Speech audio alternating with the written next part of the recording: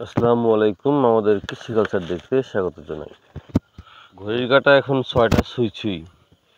এসেছি আমার কৃষি কালচার খামার দেখতে। এটাকে খামার না বলে নার্সারি বলাই ভালো, কারণ এখানে রয়েছে বিচিত্র ফলের সংগ্রহশালা। আল্লাহর নাম নিয়ে ঢুকলাম খামারে।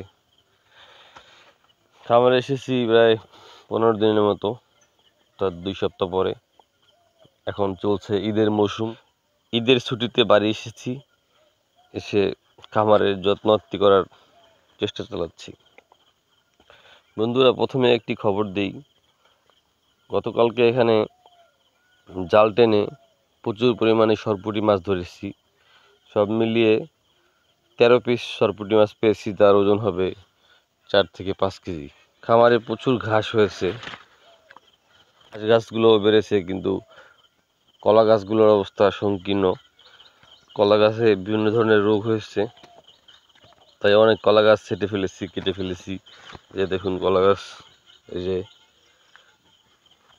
শাখা পোশাখা তো কেটেই ফেলেছি, সঙ্গে গোড়া থেকেও কেটে ফেলেছি অনেক ধরনের কলা গাছ। আর এই যে আঙুর গাছটা শুধু ফুলে আসতে আছে, কিন্তু একটা ফলের দেখা নাই। তাই এই আঙুর গাছটা এখান থেকে কেটে ফেলবো, আঙুর গাছটা এখান থেকে সরিয়ে ফেলবো, এই মাচাটাও ভেঙে ফেলবো, এই জায়গাটা পরিষ্কার করে ফেলবো।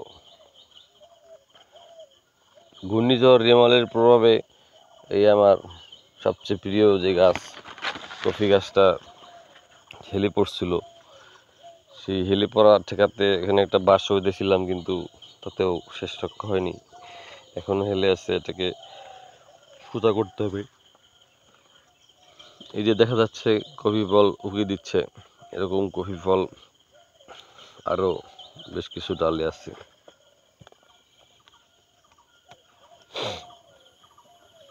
এখন বর্ষাকালে শুরু হলেও বৃষ্টির বাও নাই, তারপরও খামারটা সবুজ। এই যে চুইঝাল, আলু বোখারা গাছ, উলট কম্বল গাছ, সৌদি খেজুর গাছ, চকলেট গাছ বা কোকোয়া গাছ।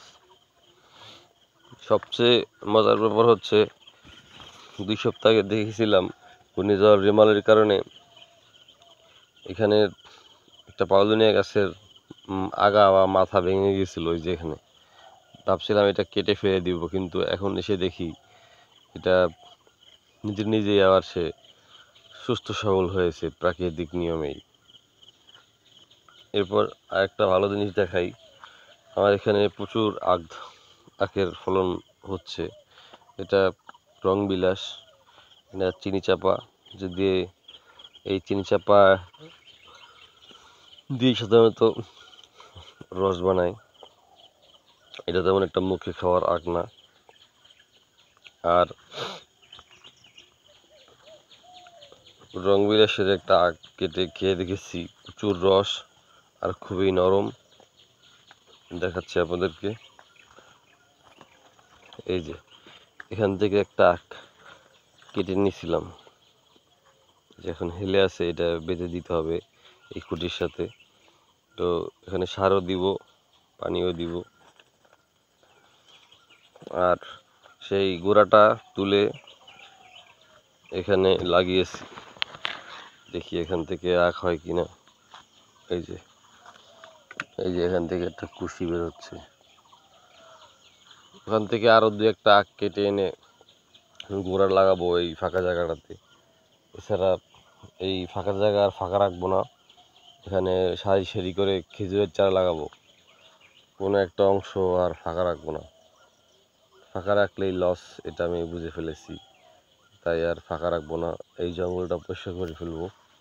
আজকে সারা দিনটাতে এখানে কাজ করব, কাজ করতে করতে দিনটা পার করে ফেলবো, সন্ধ্যার দিকে বের হব। তাই আজকে দিনটা আমার এই খামারেই কাটবে আশা করি। তো ভিডিও করব, নানান ধরনের ভিডিও করব, আপনাদের দেখাবো ধীরে সুস্থে। এখন প্রথম কাজ হচ্ছে খামারটাকে পরিষ্কার করা। এই খামারটাকে আমি এখন পরিষ্কার করব, ধাপে ধাপে আপনাদেরকে বিভিন্ন ভিডিওতে দেখাবো আমি কি করতেছি।